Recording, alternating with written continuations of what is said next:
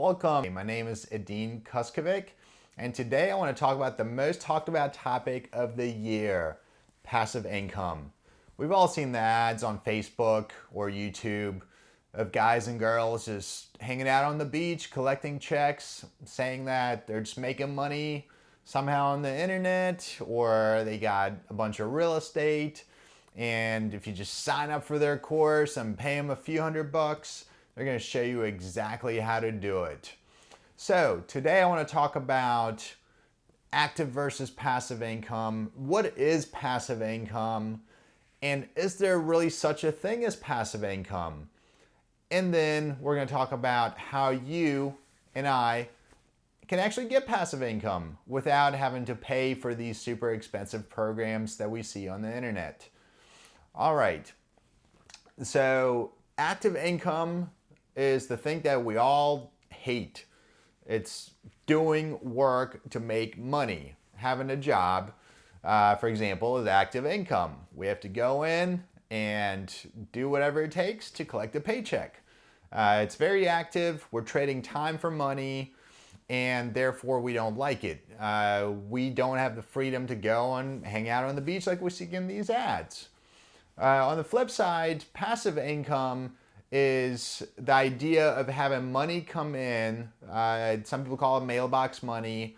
You get a check every week, month, whatever, without really having to do work. You're just sitting back, drinking pina coladas at the beach, having a good time, traveling the world.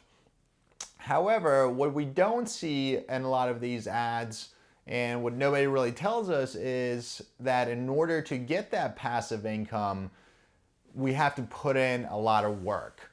So all of those people that are doing those ads, they're selling programs, they're all active. They're all working. It takes a lot of energy and effort to create that content, to be able to learn about how Facebook ads work, how Google ads work, how YouTube works, and then being able to spend enough money on those ads to get enough people drawn in to get them on a webinar, to sell them a book, sell them a course. So all of that is active work.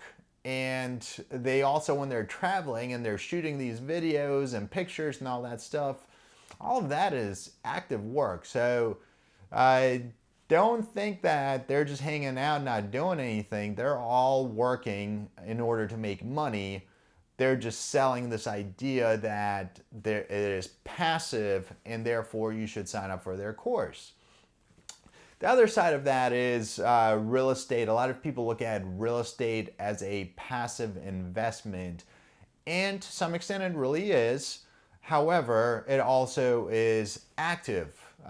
First of all, you had to work, you had to be active, save money, and then you had to go and find a property. You had to get a mortgage on the property unless you have a lot of cash.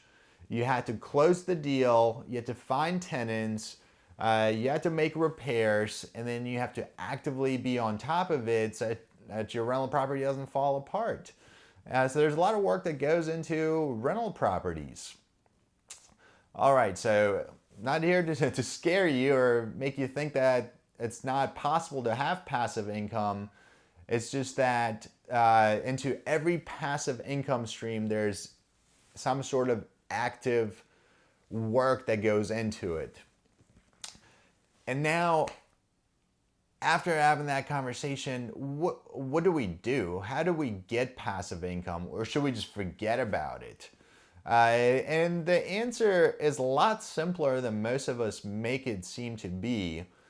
And because it takes the active part, working, it takes a second active part, which is saving, which none of us like to do, including me, and then taking those savings and investing it into something. So the people who invest in real estate, they're saving money, investing in physical real estate. People who are doing the ads on Facebook and Google and YouTube, they are investing their time in learning those skills, and they're also investing their money in running those ads to get more people to sign up for their courses, books, whatever they're selling. So they're all working. For us, the simplest way to get going is within our jobs, within our work. Most of us have this thing available called a 401k plan. It's a retirement plan at work that, for the most part, again, every company's a little different, but most of them will have a match component. So if you put in some sort of money, your company's going to give you some sort of amount of money for having participated in the 401k plan. Now, that's as passive as it gets. You're already at the company, you're working. All you have to do is sign up for the 401k plan and put some money in it, and your company's going to match you. That's free money, and it's as passive as it gets. They are for your retirement, so it's not like you're going to immediately see that money come back into your paycheck for you to spend. However, one day down the road when you're old enough, you're going to need some money and you're not going to want to be able to work, and that 401k money is going to be there. If you don't have a 401k available at work, you can always go and open up this thing called an IRA, individual retirement account. So the big difference with those two is the 401k has to be sponsored by a company, and if you have one available, you should use it. If you don't have one, you can go and open up your own individual retirement account. You don't get the match. However, with both scenarios, you do get a tax break, which a lot of people care about. And so even if there's no match, you still at least get the tax break, which means for every dollar you're putting in, you're really not going to see a dollar reduction in your take-home pay because the government's picking up a piece of the tab.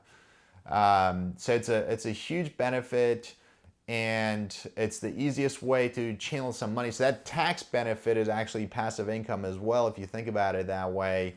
You put in $1, but you're only seeing your paycheck go down by, say, 70 cents.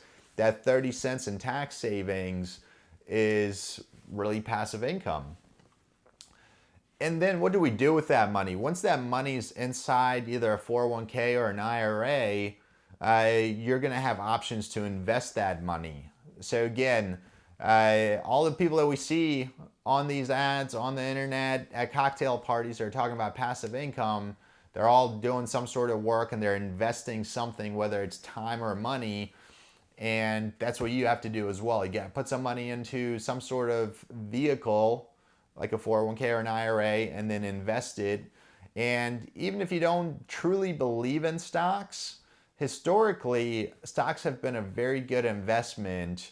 And if you're patient and you're consistent with putting money in there, historically, people have made a good bit of money over time. And the key is always to start as early as possible and to put in as much as possible. And that way, your balance is going to grow to a large amount by the time you retire. Again, there's different investments. You don't have to always buy stocks. There's also these things called bonds. You can invest in cash-like securities as well if you want to be really safe. Again, your first step is putting some money in, hopefully get a match, which is passive income. You get a tax break, which is passive income. And then you want investment returns, which are also passive income. So again, if you're not going to go out and figure out how to do ads and sell some sort of program, or you're not interested in real estate, investing in the stock and bond market is the easiest way of getting some passive income. To recap, active income, you got to do some sort of work to make money. Passive income, you at some point had to do work. Now you have some money, you're investing it and hoping to get some income out of it. There's no such thing as purely passive income. I guess the only example would be if you have a rich uncle. And even in that scenario, think about it. You got to go and interact enough with your uncle for your uncle to like you and give you some money. So even that takes work, right? You got to go and you got to schmooze your uncle and say, hey, put me in your will, give me some of your money. So even that takes some work. And ultimately, all of us have opportunities for passive income, and there's some easy ones, and it goes up the scale in terms of becoming more and more difficult.